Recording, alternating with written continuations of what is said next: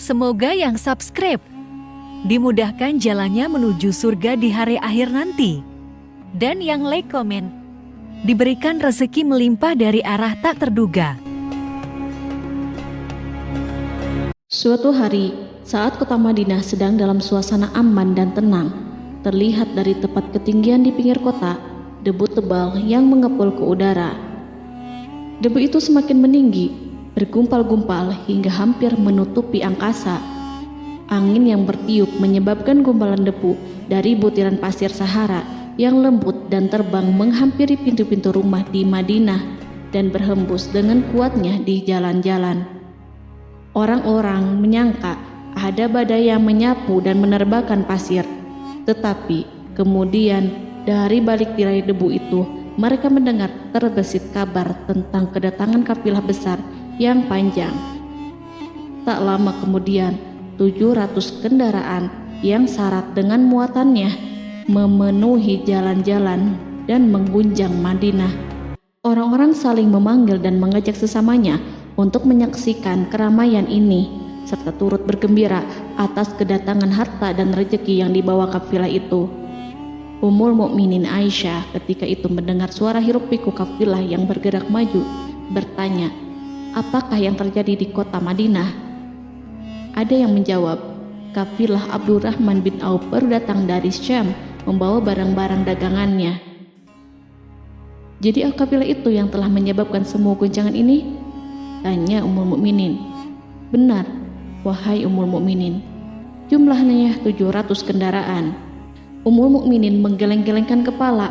Pandangannya menerawang jauh seolah-olah sedang mengingat-ingat peristiwa yang pernah dilihat atau ucapan yang pernah didengarnya. Kemudian ia berkata, "Aku pernah mendengar Rasulullah bersabda, aku melihat Abdurrahman bin Auf masuk surga dengan merangkak." Abdurrahman bin Auf masuk surga dengan merangkak?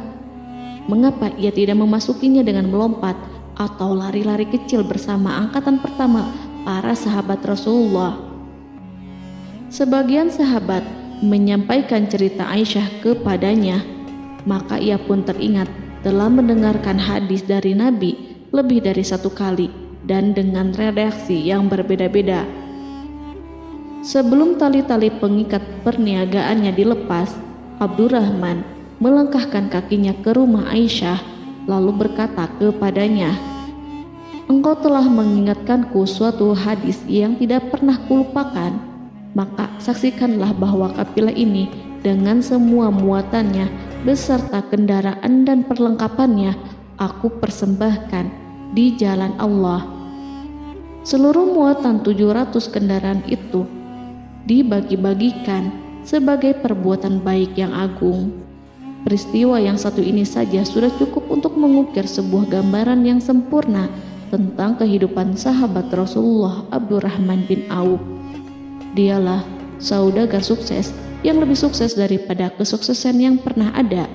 Dia merupakan orang kaya dengan kekayaan yang melimpah ruah. Dia adalah seorang mukmin yang bijaksana yang tidak ingin bagian dari keuntungan agamanya hilang begitu saja dan tidak sudi kekayaannya membuat dirinya tertinggal dari kafilah iman dan pahala surga. Untuk itu, ia mendermakan harta kekayaannya dengan kemurahan hati dan kesadaran nurani. Sebelum saya melanjutkan kisahnya, dimohon kepada pemirsa untuk menonton video ini sampai selesai, serta mohon dukung channel ini supaya semakin berkembang dengan cara like serta berikan komen positifnya. Semoga dukungan pemirsa menjadi pahala dan dimudahkan segala urusan pemirsa di dunia dan akhirat. Bismillahirrohmanirrohim. Abdurrahman bin Auf adalah seorang dari 8 orang yang lebih awal masuk Islam. Abu Bakar datang kepadanya menyampaikan Islam, termasuk kepada Utsman bin Affan. Abdurrahman bin Auf telah memasuki Islam pada permulaan dakwah, yakni sebelum Rasulullah memasuki Darul Arqam dan menjadikannya sebagai tempat pertemuan dengan para sahabatnya yang beriman.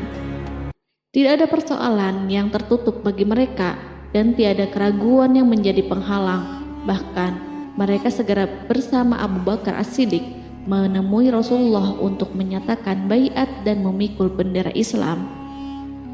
Sejak menganut Islam sampai berpulang ke rahmatullah dalam usia 75 tahun, ia selalu menjadi teladan yang cemerlang sebagai seorang mukmin yang besar. Hal ini menyebabkan Nabi memasukkannya dalam 10 orang yang telah diberi kabar gembira sebagai ahli surga. Umar mengangkatnya sebagai anggota majelis syuro yang terdiri dari 6 orang yang merupakan calon khalifah yang akan dipilihnya sebagai penggantinya. Cepatnya Abdurrahman masuk Islam telah menyebabkan dirinya harus mengalami penganiayaan dan penindasan dari Quraisy. Ketika Nabi memerintahkan para sahabatnya hijrah ke Habasyah, Abdurrahman bin Auf pun ikut berhijrah. Kemudian ia kembali lagi ke Mekah, lalu hijrah untuk kali keduanya ke Habasyah, dan selanjutnya hijrah ke Madinah. Keuntungannya dalam perniagaan sangatlah besar, hingga mencapai batas yang membuat dirinya merasa takjub dan heran, sehingga ia berkata, "Sungguh aku melihat diriku ini, seandainya mengangkat batu, niscaya aku temukan emas dan perak di bawahnya." Perniagaan bagi Abdurrahman bin Auf bukanlah jenis perdagangan yang tercela maupun monopoli. Bahkan ia sendiri bukanlah orang yang berlomba-lomba untuk mengumpulkan harta atas dorongan agar menjadi orang kaya. Sekali-kali bukan itu, melainkan suatu amal dan kewajiban yang keberhasilannya akan menambah kedekatan jiwa kepada Allah dan berkorban di jalannya. Abdurrahman bin Auf adalah seorang yang kuat emosi jiwanya, di mana ia menemukan kepuasan emosinya itu dalam amal yang mulia. Apabila ia tidak sedang sholat di masjid dan tidak sedang berjihad dalam peperangan, ia pasti sedang mengurus perniagaannya yang berkembang pesat. Sehingga kafilah-kafilah dari Mesir dan Syria membawa ke Madinah barang-barang muatan yang dapat memenuhi kebutuhan seluruh jazirah Arab, baik pakaian maupun makanan. Ia menunjukkan kepada kita bahwa seorang yang kuat emosi jiwanya adalah ketika kaum muslimin hijrah ke Madinah. Rasulullah pada waktu itu menerapkan aturan untuk mempersaudarakan 2 orang sahabat, salah seorang dari muhajirin warga Mekah dan yang lainnya dari Ansor penduduk Madinah. Persaudaraan ini berjalan dengan sempurna hingga membuat hati terpesona. Orang-orang Ansor yang merupakan penduduk asli Madinah membagi seluruh kekayaan miliknya menjadi 2 dengan saudaranya dari kalangan muhajirin. Bahkan istri pun direlakannya. Ketika itu Rasulullah mempersaudarakan antara Abdurrahman bin Auf dengan Sa'ad bin Rabi. Sa'ad bin Rabi berkata kepada Abdurrahman, "Saudaraku, aku adalah penduduk Madinah yang paling banyak harta. Silahkan pilih separuh hartaku dan ambillah. Aku juga mempunyai 2 istri. Perhatikanlah yang lebih menarik hatimu, dan aku akan menceraikannya sehingga engkau dapat memperistri dirinya." Abdurrahman bin Auf pun menjawab, "Semoga Allah memberkahi dirimu dalam istri dan hartamu. Tunjukkanlah kepadaku letak pasar." Abdurrahman pergi ke pasar. Ia berjual beli di sana dan mendapatkan keuntungan. Kehidupan Abdurrahman bin Auf di Madinah, baik semasa Rasulullah maupun sepeninggalnya beliau, selalu ditunaikannya dengan sempurna untuk memenuhi hak agama dan beramal di dunia. Perniagaannya sukses dan menguntungkan. Seperti diungkapkannya sendiri bahwa seandainya ia mengangkat batu dari tempatnya, pasti ia akan mendapatkan emas dan perak di bawahnya. Salah satu faktor yang membuat perniagaannya berhasil dan mendapatkan berkah adalah karena ia sangat selektif untuk berniaga yang halal dan benar-benar menjauhkan diri dari segala bentuk jual beli yang haram, bahkan yang syubhat sekalipun.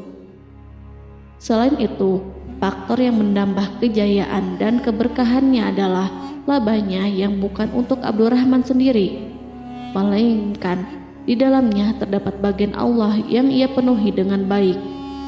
Ia menggunakan hartanya untuk memperkokoh hubungan kekeluargaan dan mengeratkan tali persaudaraan, serta menyediakan perlengkapan yang diperlukan untuk tentara Islam. Bila total perniagaan dan kekayaan yang lainnya ditambahkan keuntungan yang diperolehnya dihitung, Jumlah kekayaan Abdurrahman bin Auf itu dapat diperkirakan dengan memperhatikan jumlah yang dibelanjakannya di jalan Allah. Suatu hari, ia mendengar Rasulullah bersabda, "Wahai Ibnu Auf, engkau termasuk golongan orang kaya dan engkau akan masuk surga dengan merangkak. Karena itu, pinjamkanlah kekayaan itu kepada Allah agar Dia mempermudah langkahmu." Sejak ia mendengar nasihat Rasulullah ini dan menyediakan bagi Allah pinjaman yang baik, Allah justru semakin melipat gandakan kekayaannya hingga berlimpah ruah. Suatu hari, ia menjual tanah seharga 40.000 dinar. Kemudian uang itu dibagi-bagikan semuanya untuk keluarganya dari Bani Zuhrah, untuk para istri Nabi, dan untuk kaum muslimin yang miskin. Pada kesempatan lain, ia menyerahkan 500 ekor kuda untuk perlengkapan tentara Islam. Pada hari yang lain, ia menyerahkan 1.500 kendaraan unta. Menjelang wafat, ia mewasiatkan 50.000 dinar untuk diinfakkan di jalan Allah.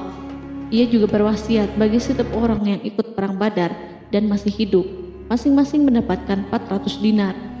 Hingga Utsman bin Affan juga mengambil bagian dari wasiat itu, meskipun termasuk orang yang kaya.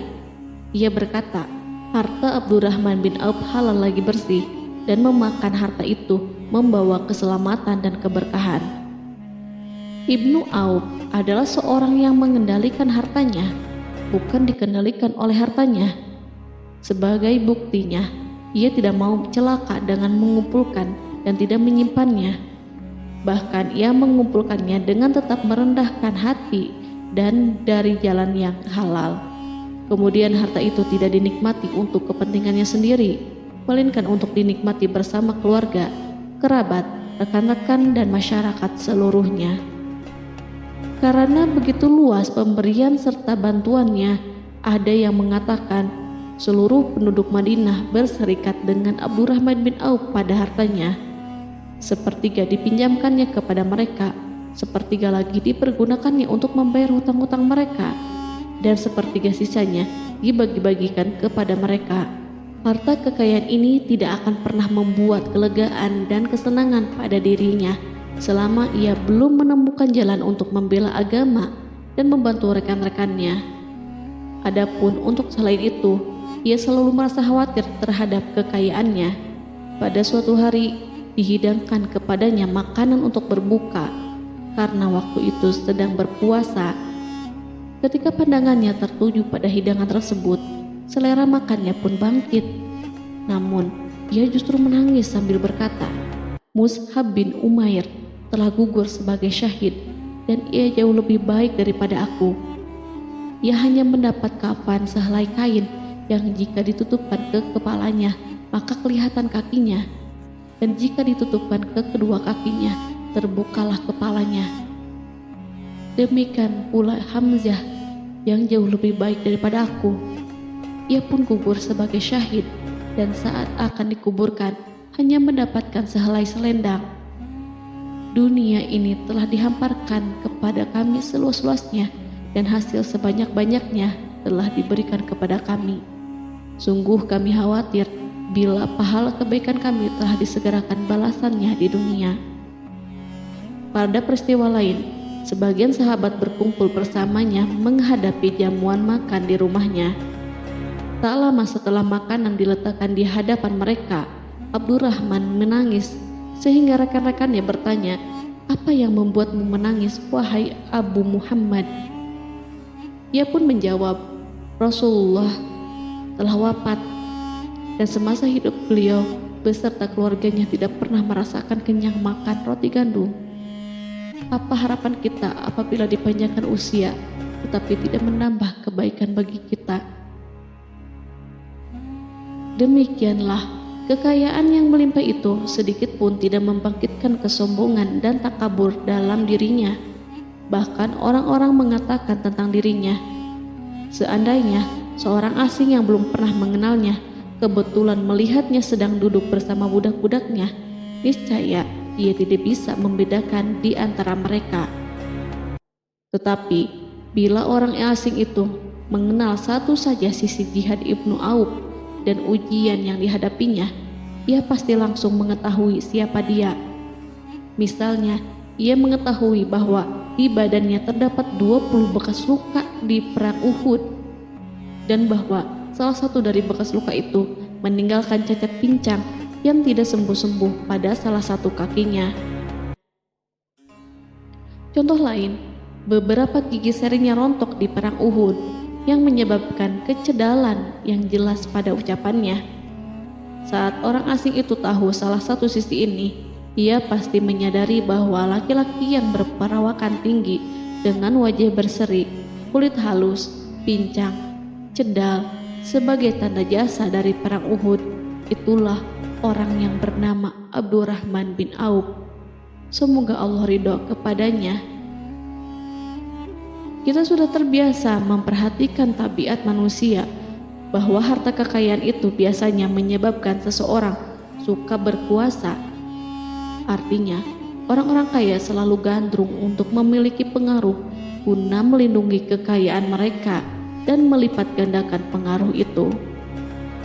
Selain untuk memuaskan nafsu demi kebanggaan dan kepuasan pribadi, semua ini merupakan sifat yang biasa dibangkitkan oleh kekayaan. Tetapi bila kita melihat Abdurrahman bin Auf dengan segala kekayaannya yang melimpah, menemukan manusia ajaib yang sanggup menguasai watak dasar manusia dalam bidang ini dan melangkahinya ke puncak ketinggian yang istimewa.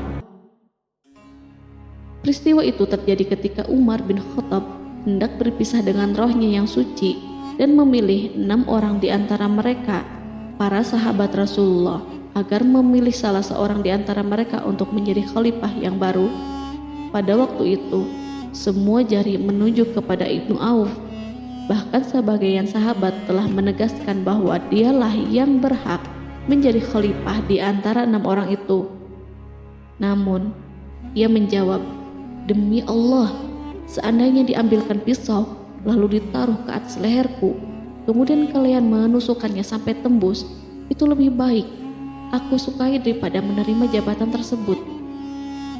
Demikian, saat awal 6 orang terpilih itu mengadakan pertemuan untuk memilih salah seorang di antara mereka untuk menjadi khalifah yang akan menggantikan Al-Faruq, Umar bin Khattab, Abdurrahman telah menyatakan kepada mereka bahwa ia telah melepaskan haknya yang dilimpahkan Umar kepadanya sebagai salah seorang dari 6 calon yang akan dipilih menjadi khalifah.